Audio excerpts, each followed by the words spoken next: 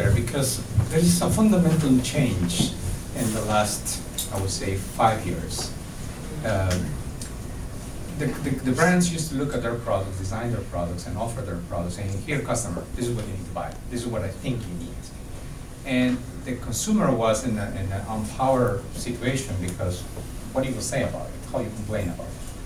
And social media has changed this because now the voice, you have the voice and you can talk about it, and the brands better listen to you. Sometimes it's positive noise, sometimes it's negative noise. But mobility has also changed that because I don't need to wait until I am in front of my desktop to post a complaint in Twitter. I can do it on my phone.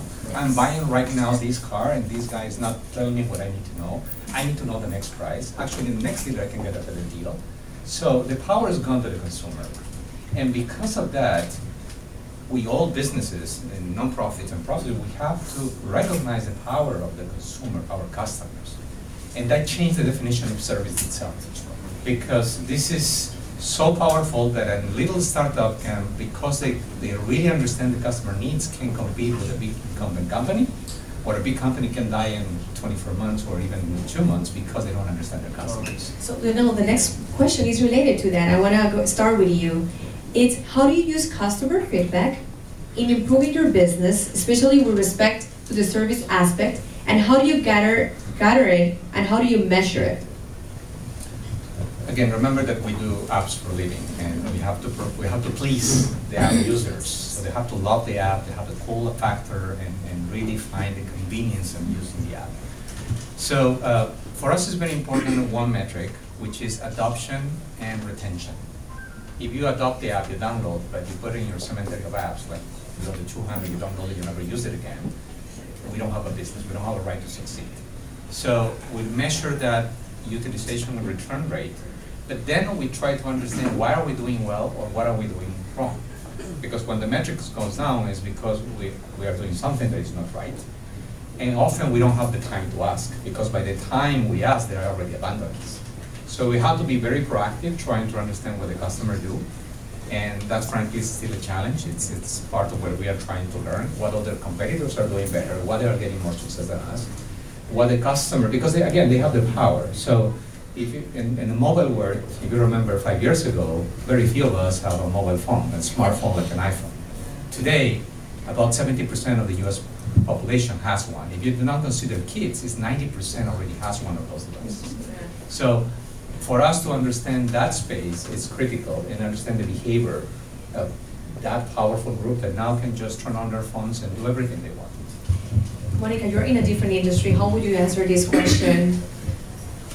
We are in a different industry, but it is true, I think, even for a not-for-profit, you have to adapt to the environment and certainly to the demographic that you're looking to serve, or your clients, whatever word fits the organization. For us is the young Latino demographic.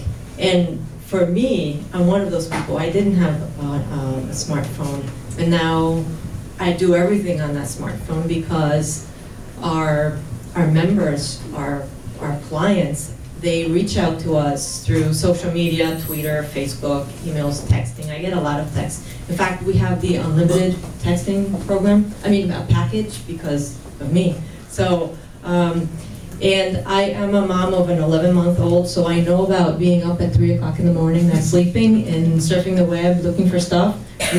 We order a lot from Amazon, so yes, it's true. And you expect the businesses to be there and to respond to you. So the same for us as a non-for-profit, in the same way I want to address our community and the demographic we're trying to reach. So it's critical that we reach them at those levels. And how we measure that is, well, we started at the end of 2010, and we did not have much of an online presence. We do have a Facebook and Twitter now, and we also have a website. We have grown our database, our email list, our network from 0 and to over 10,000 as of today, which to me is great. I'm impressed by those numbers. I don't know what they mean necessarily to me, but that's wonderful. And we also have presence on the web. Our website did not get any hits when it started, but we when we are doing our 40 under 40 program especially, we get over 10,000 hits in 1 week, and to me that's phenomenal. And it may not be for a larger corporation, but certainly for us it's amazing. So I think that I measure that our online presence in that way, because I see those numbers and they just keep increasing. They're not going down. So I think we're headed in the right direction, and I look forward to doing more outreach. Andrew, did you also use social media and the internet to measure, to get the feedback from your customers? Oh yeah, we have plenty. we have more data than we know what to do with sometimes. We get customer data feedback on process, what their dealership experience was like, both from a sales perspective, a service perspective. So there's a lot of process type feedback we get, so we can do gap analysis on what areas of the business we need to improve and work with our network on. We get product feedback back, things gone right, things gone wrong, what do we need to do to instantly act and change in the product. And our cycle time takes a little bit longer. We don't normally react within 2 days on certain things when it has to be into a product and engineer it in and hit regulatory requirements, but we have to still act on it as quickly as we can. We look at our online digital metrics every morning.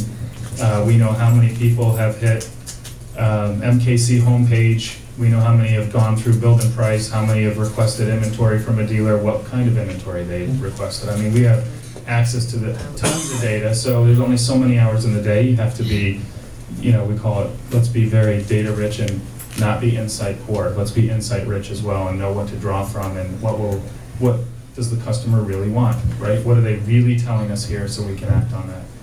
But we do a lot of that. Thank you, Andrew. Rose, would you like to add something, or? Well, we also use a lot of social media. I think that's, you can go to a networking event and give out a lot of business cards, but I think we're connecting is through our social media and just exposing, with the organizations. We also, I'm very touchy-feely, so I like, what did you like about our program? Where do you think we need to improve? So just calling some of our members and keeping in touch, the old-fashioned way, which is also fun, because then you build connection with them, and then also just by the attendees. Once a year we have our annual Women in Excellence Awards, and where we have over 500, 600 people attend, and they look forward to the event. So it's about word of mouth, because it's an organization that a lot of our members, we create ambassadors, and they have to tell their colleagues or other business owners about our organization to really get involved. So everything you can use to grow your business. Thank you, Rose. The last question will be, share one war story about challenging customer service issue and how you resolved it. Did it change the way you do things going forward? Who wants to start? Nobody jump in at once. Let me take the first one. A couple of years ago, we launched an app in a pharmaceutical company. And that pharmaceutical company had 1,000 sales reps. They invited all of them to Acapulco, and they launched the app. They gave iPads to everybody. And it was a really interesting learning experience, because 3 things happened to us. One thing, it has to do with just the fact they put the apps in the hands of everybody. Say, under your chairs, look at the iPad, download this new great app. And they begin to do it. But 1,000 people doing the download at the same time, it almost killed our servers. Yeah. And beyond that, the hotel network was completely saturated. So we provided a horrible user experience, because they couldn't, people was frustrated. The app is not working, it's not working. It was just the hotel was not prepared, and our infrastructure wasn't think of 1,000 people trying to download the app at the same time, because they downloaded a lot of content. So that was the first part of the problem. And then when I presented the tool, I mentioned that our app record your taps and swipes. So we created analytics that I can tell the inside information to managers later to tell how the salespeople are presenting the products. But I use the word record. It was a poor communication on my side, because most of the others, or a lot of people in the audience, understand they're going to use the camera on the iPad to record my activities. And we got resistance, and some people even put masking tapes. into the camera. This is a real story. And the third thing that happened very quickly in that week of the launch is that we begin to see on the social networks that they were not reaching out to the IT or to us to ask questions or complain about it. They went straight to Facebook to say, this sucks, and this experience is terrible.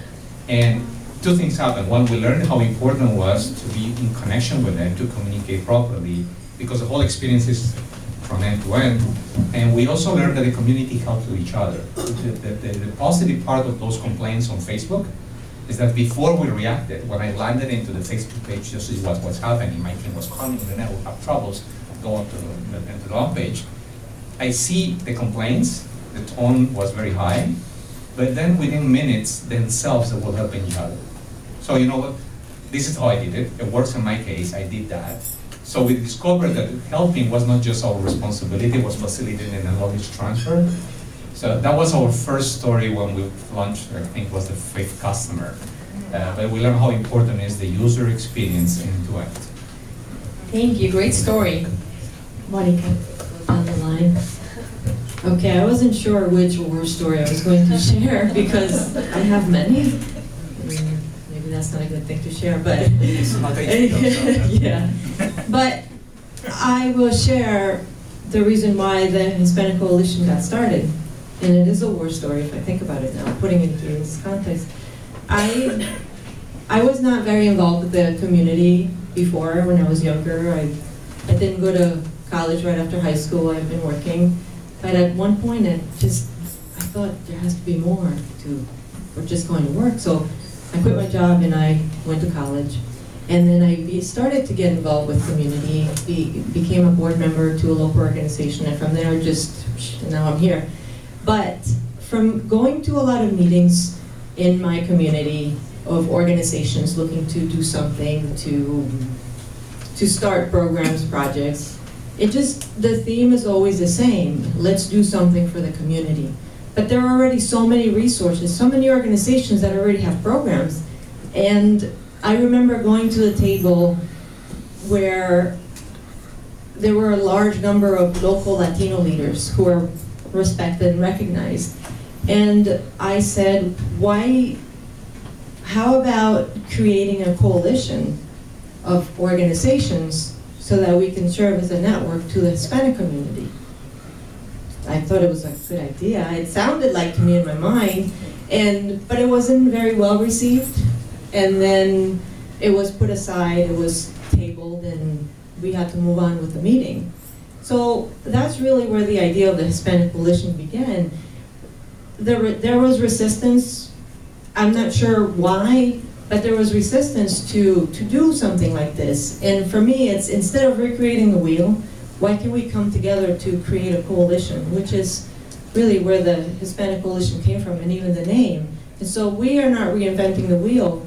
We are serving as a connector to the community, and it's a statewide organization, so if people call me from Long Island or Syracuse or Buffalo asking for, do you know an immigration lawyer, or do you know an organization that can help with, I don't know, homeless that I found on the street, I saw someone has a need, that's what we do. We connect that individual to services in their local community, and that's where the word coalition comes from, and that is our war story. And how we overcame that is we just did it, even though people said no, we did it. And every day we try to reach out to others so that we can partner, collaborate, and grow our network.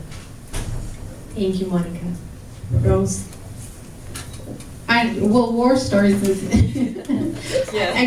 I could see, but to me, I think we all have war stories, but to me, it's about empowering us Latinas. You know, I've seen in our organizations, we've seen a lot of transition of women, you know, after 40, maybe losing their jobs or going through a bad divorce, but always having that vision of starting their own business and us recreating a new, you know, a new dream, making their dreams into reality.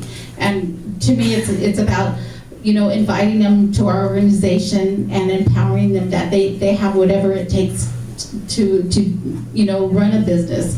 One of my colleagues that joined me, which is Veronica Corona, she was an invitee.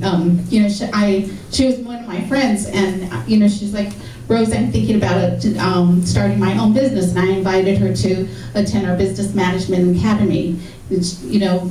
And she was scared, but I think with all of everybody in our organization just standing behind her and her realizing that she had whatever it takes, within 3 years she's made it into a $2 million business. So it's those stories that I'm very passionate about and where I see the value of our organization. Those quick parentheses. What a person needs to start running a business. You have that organization that helps people to do that. Can you share some advice? La ganas. the dream that I think everyone, it's whether, like I said, you have to hit the restart button of start a new career. A lot of the women in our organizations is like, have that power or help their husbands or significant others run a business, but now they're the leading force. Being able to drive a Lincoln MK3, having mujeres like yourself, mujeres de Lincoln, I think those are powerful. It's about empowering each other and just making those dreams. We all have that mother that was, the strong person in our lives, and there's a lot of stories, and I think we need to share our stories. Thank you, Rose. Andrew, your war story. Like I said, I think we all have individual war stories. The ones that keep you up at night, though, are the ones that are reoccurring, right? And I think those are the wars, right? Maybe the others are battles, and you want to win the war. So, to me, one of the things that we work with our dealer network very closely on is just that consistent experience across the board. And one of the initiatives we started, one of the things we all have local coffee shops in our town, or bagel stores, or whatever it may be, or bars where you walk in and you feel like you're at home. The person behind the counter knows what you're going to order before you order it. You don't even sometimes have to. They just welcome you by name, and you come in and you feel like you're at home outside of your home. And that's what we need to drive to from a Lincoln perspective. We feel like we're a very warm, personal, inviting brand, but it's hard to institutionalize that over. All of our individual dealerships do a really good job of that. But how do you create an atmosphere and an experience for a customer that buys a car in Michigan and services it down here in Miami, and have them welcome you the same way? So we've started to, I think the second part of that question was around how did it maybe change the way you go to business, or go to market? And we've started building a Lincoln database throughout our entire dealer network. So when you pull in for service or you're in the sales, process, I start asking you questions. What's your name? What are your kids' names? What kind of coffee do you like? You like Diet Coke, you don't drink coffee. Oh, you like country music, you don't like so-and-so. And that gets into a database, and we're starting to institutionalize that. So when I buy my car in Michigan and service it in Miami, I can come in and a totally different service advisor, when I'm coming in for an oil change, could say, how is your daughter Caitlin or your son Brendan? And I understand you like country music. I preset it to a local channel here that I think you might like. Hey, I knew that you like this art, this author. Here's a book, kind of a thing. Those are the type of service experiences we're really trying to capture and trying to institutionalize across the network. It's not easy to do, but we're really trying to build towards that because, again, I think we can start to differentiate ourselves a little bit that way. Thank you so much, Andrew. I just want to take 1 minute to see if anyone from the audience would like to ask a question. Nobody? You have 10 seconds to think about it. Yeah, they're thirsty. You? Okay, go ahead there. I can just speak if you guys can hear me. Oh, go. Yeah. So